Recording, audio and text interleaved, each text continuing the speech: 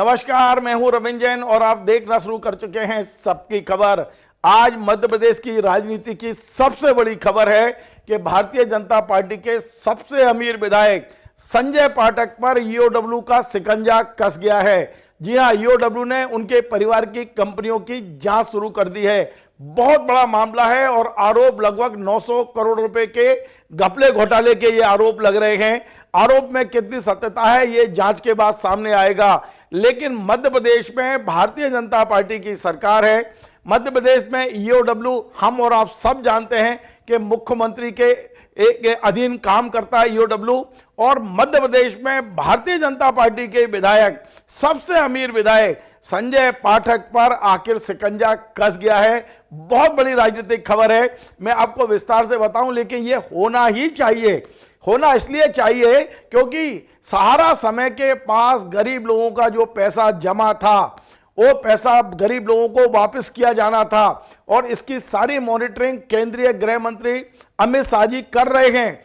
और supreme court और तमाम सारी कोर्ट ने निर्देश दिए थे कि सहारा समय की जमीनें कैसे बेची जाना चाहिए और जो जमीनें बेची जाएंगी उनका पैसा कहां जमा होना चाहिए ताकि वो तमाम सारे गरीबों को वो पैसा मिल सके। लेकिन जिस तरह संजय पाठक ने अपने रसूख का उपयोग करके 1000 करोड़ की जमीनें मात्र 98 करोड़ रुपए में खरीदी हैं, उसकी शिकायत ईओडब्ल्यू पहुंची है। और हमारे पास जो सूत्र हमें बता रहे हैं, ये कोई मध्य प्रदेश से फैसला नहीं हुआ है, ये भारतीय जनता पार्टी केंद्रीय नेतृत्व के यहां से फैसला हुआ है। भारत सरकार की ओर से संकेत मिलने के बाद ईओडब्ल्यू ने यह प्रकरण दर्ज किया है। अभी जांच शुरू हुई है, लेकिन जांच शुरू होने का ही मतलब है कि संजय पाठक एक बड़ी मुसीबत में फंसते नजर आ रहे हैं। अब मैं आपको विस्तार से खबर बताता हूं। दरअसल संजय पाठक के परिवार की एक कंपनी है जिसका नाम है सिनाप रियल एस्टेट प्राइवेट लिमिटेड। इस कंपनी में संजय पाठक के बेटे भी हैं और उनकी मां भी पार्टनर हैं। और इस कंपनी ने सहारा समय की 3 जमीनें जबलपुर, कटनी और भोपाल में खरीदी हैं। इस जमीनों की, तीनों स्थान की जमीनों की जो कीमत है वो लगभग 1000 करोड़ रुपए आंकी गई है, जो बाजार कीमत है। लेकिन इससे संजय पाठक के परिवार की कंपनी ने मात्र 98 करोड़ रुपए में खरीदा है। भोपाल के बारे में आपको बता दूं, भोपाल में यदि आप होशंगाबाद रोड जाएंगे तो वहां कोई भी जमीन आपको 6 करोड़ 8 करोड़ रुपए से एकड़ से कम नहीं दिखेगी। लेकिन इस रोड पर 110 एकड़ जमीन संजय पाठक के परिवार की कंपनी ने सहारा समय से खरीदी है और इसकी वास्तविक कीमत कितनी है आप अंदाज लगा सकते हैं। लेकिन इन्होंने जो इसका जो भुगतान किया है वो मात्र 48 करोड़ रुपए किया है, मात्र 48 करोड़ 110 एकड़ जमीन का। यह ईओडब्ल्यू के प्रेस नोट में लिखा है। जबलपुर में लगभग 100 एकड़ जमीन का मात्र 20 करोड़ का भुगतान हुआ है और कटनी में 100 करोड़ की जमीन का मात्र 20 करोड़, टोटल 98 करोड़ रुपए में ये 1000 करोड़ की जमीनें बेची गई हैं। शिकायत में एक बात और कही गई है कि सुप्रीम कोर्ट के डायरेक्शन थे कि जब भी ये जमीन बिकेगी, इस जमीन की जो राशि आएगी उसे सेबी के और सारा के ज्वाइंट अकाउंट में जमा किया जाएगा। और ये अकाउंट नंबर भी दिया गया है 0122-10111003740 bank of India, Bandra, Mumbai. इस अकाउंट में पैसा जमा होना था, लेकिन यह पैसा जो 98 करोड़ रुपए संजय पाठक की ओर से दिया गया है, यह पैसा भी यहां जमा नहीं हुआ है। एक गरीब लोगों का पैसा है, उन ठेले वालों का, खोमचे वालों का, उन गरीब लोगों का पैसा है जिन्हें बड़ी उम्मीद से सहारा में जमा किया था।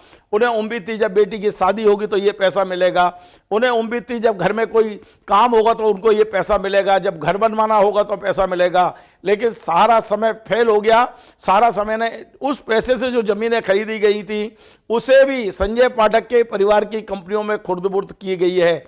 बड़ा मामला मैं आपको बता रहा हूं क्योंकि भारतीय जनता पार्टी में ये पहली बार हम देखने को मिल रहा है कि इतने प्रभुत्व वाले विधायक, इतने प्रभावशाली विधायक, इतने धनपति विधायक के खिलाफ ईओडब्ल्यू ने केस रजिस्टर किया है। और न केवल केस रजिस्टर किया है बल्कि उसका प्रेस नोट जारी किया है। ये प्रेस नोट मेरे हाथ में है, बाकायदा हम लोगों को सोशल मीडिया के जरिए ये भेजा गया है। और अब संजय पाठक क्या देंगे इसका जवाब, मैं चाहता हूं कि संजय पाठक जी प्रेस कॉन्फ्रेंस करें और अपनी सफाई दें, या उनकी कंपनी में जो डायरेक्टर है, चाहे उनकी मदर हो या बेटे हों, वो इसका करें। एक बात और मैं बता दूं, संजय पाठक मूलतः बीजेपी के नहीं हैं, वो कांग्रेस के रहे हैं। कांग्रेस के लंबे, उनके पिताजी भी कांग्रेस में थे, वे भी कांग्रेस में थे, लेकिन अपने इन्हीं व्यवसायों को बचाने के लिए, इन्हीं धंधों को बचाने के लिए वे भारतीय जनता पार्टी की शरण में आए थे। लेकिन आज क्या हुआ कि संजय पाठक भारतीय जनता पार्टी के आने के बाद भी कटघरे में दिखाई दे रहे हैं। भारतीय जनता पार्टी की ही एजेंसी ने, उनकी सरकार की एजेंसी ने उन पर आखिर आज शिकंजा कस दिया है, नकेल कस दी है। संजय पाठक इस समय अपने बेटे की शादी की तैयारियों में लगे हुए हैं, और ऐसे समय में जब वे एक बड़ा उत्सव मनाने जा रहे थे बेटे की शादी का, तब ईओडब्ल्यू की इस खबर ने निश्चित तौर पे उनके पूरे परिवार में एक तरह का ऐसा माहौल बना दिया होगा जो शायद खुशी से आप कह सकते हो दुख में बदलने वाला माहौल है। निश्चित तौर पर संजय पाठक अब जवाब देना बहुत मुश्किल है। जिस तरह वो इस समय जिला प्रशासन को चला रहे हैं, जिस तरह वो कटनी में राज कर रहे हैं, एक खबर ने उनको एक करारा झटका पहुंचा दिया है। आप देखते हैं कि क्या केंद्र की क्या भूमिका रहती है अब इसमें। यदि वास्तव में संजय पाठक की कंपनियों पर यदि शिकंजा कसा, एफआईआर हुई, तो उनकी मां और उनके बेटे, उन दोनों के लिए अच्छी खबर नहीं है, जिसकी शादी की वे तैयारी कर रहे हैं। तमाम सारी बहुत सारे एक मैसेज आ रहे हैं। हमने आज एक और खबर दिखाई थी कि उनके पुराने मित्र हैं सतीश सरावगी, उन्होंने कल भोपाल आकर डीजीपी को ज्ञापन दिया था कि संजय पाठक के जुल्म से हमें बचा लो। वे संजय पाठक के आतंक, उनके कथित आतंक, उनके डर के कारण से कटनी छोड़कर नागपुर में परिवार के साथ रह रहे हैं। उनका आरोप है कि उनके बेटे पे झूठी एफआईआर की गई। उनका आरोप है कि कटनी एसपी जो है वो पूरे संजय पाठक के इशारे पर काम कर रहे हैं, झूठी एफआईआर लिख रहे हैं। उनके बेटे को गलत तरीके से गिरफ्तार किया, थाने में निर्वस्त किया, उसकी पिटाई की गई, तमाम सारे आरोप लगाए गए हैं। वो हमने अभी कुछ देर पहले दिखाया है। लेकिन अब जो खबर आ रही है वो बहुत ही तहलका मचाने वाली खबर है। संजय पाठक और उनके तमाम समर्थकों के लिए एक बहुत बड़ा झटका है, और वो ये कि संजय पाठक के परिवार की कंपनी पर अब ईओडब्ल्यू का शिकंजा है। संजय पाठक के परिवार के लोगों को आना पड़ेगा, इस जांच में शामिल होना पड़ेगा, और यदि जांच में तथ्य मिलते हैं और एफआईआर होती है तो आप सोचिए उनके राजनीतिक भविष्य पे भी कहीं ना कहीं प्रश्न चलने मुझे लगता दिखाई दे रहा है। अब मैं आपको सुनवाता हूं उस आशुतोष दीक्षित का, क्योंकि आशुतोष दीक्षित कुछ दिन पहले मेरे स्टूडियो में आए थे और उन्होंने इस संबंध में मेरे इसी चैनल पर इन जमीनों की खरीद फरोख्त को लेकर काफी जानकारी हमको दी थी, हमने दिखाया भी था। मैं आशुतोष दीक्षित को सुनवाता हूं जो मूल शिकायत करता है। कुछ दिन पहले उन्होंने मेरे स्टूडियो में आकर इन जमीन की खरीद फरोख्त के बारे में क्या कहा, सुनिए। ये जो स्पेसिफिक ये सहारा वाला मामला है जिसमें संजय पाठक जी के विषय में दैनिक भास्कर में खबर आई, फिर किसी सज्जन ने मुझे पेपर भेजे, तो सुप्रीम कोर्ट के जो आदेश थे दोनों मैंने वो पढ़े, उसको जो रेलिवेंट पोर्शन है वो उसको अपन ने हाईलाइट भी किया है। तो ठीक है, हर व्यक्ति बोलता है मैं साधु संत हूँ, कौन बोलता है कि मैं गलत हूँ? दुनिया में मुझे आप ऐसे राजनीतिक लोग लाइए जो बोलते हो हम गलत हुए, हम साधु संत नहीं है। तो आप भी जानते हैं कि सच्चाई क्या होती है और बातें क्या होती हैं, प्रेजेंटेशन क्या होता है। तो इसमें सीधा सीधा विषय ये है कि इसको बहुत सिंप्लीफाई करके मैं आपको बताता हूँ। होशंगाबाद रोड में जहाँ ये जगह है, जहाँ ये ज़मीन है 110 एकड़, 47 करोड़ के आसपास में ये 110 एकड़ ज़मीन खरीदी गई है।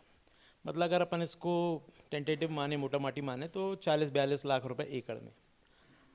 आप, मैं या कोई भी आपके जानने वाला व्यक्ति उस रेट में वहाँ वो ज़मीन खरीद के दिखा दे तो आप जो मुझे बोले मैं हारने तैयार हूँ। तो ये बहुत ही सिंप्लीफाई करके बताया मैंने। अब सुप्रीम कोर्ट का जो 2014 का आदेश है उनने एक बहुत देश के ख्याति प्राप्त वकील साहब हैं, उनको एमिकस क्यूरी अपॉइंट किया था। मतलब उनको ये जवाबदारी दी कि आप असेसमेंट करिए कि प्रॉपर्टीज़ के रेट क्या हैं। तो उसमें 2014 में 125 करोड़ रुपए का रेट उनने उसको माना है। तो अगर 2014 में उस प्रॉपर्टी का रेट 125 करोड़ था तो स्वाभाविक है 2022 में कम से कम 250 होना चाहिए था। अब 2019 में एक नया आदेश आया, उसमें सुप्रीम कोर्ट ने, माननीय सुप्रीम कोर्ट ने अपने ऑर्डर को मॉडिफाई किया और उसमें एक लाइन ये आई कि it will not be sold in less than 90% of the circle rate. बिल्कुल ठीक है, सर्कल रेट से 90% कम में नहीं बेची जाएंगी ये ज़मीनें। लेकिन कंपनी एक्ट, कंपनी लॉ ये कहता है कि जो कंपनी के डायरेक्टर, प्रमोटर्स और दैनिक जीवन में उसके फाइनेंशियल वर्किंग को प्रभावित करने वाले या डिसीजन मेकर लोग हैं, वो कोई भी काम ऐसा नहीं करेंगे जिससे कंपनी को आर्थिक नुकसान हो।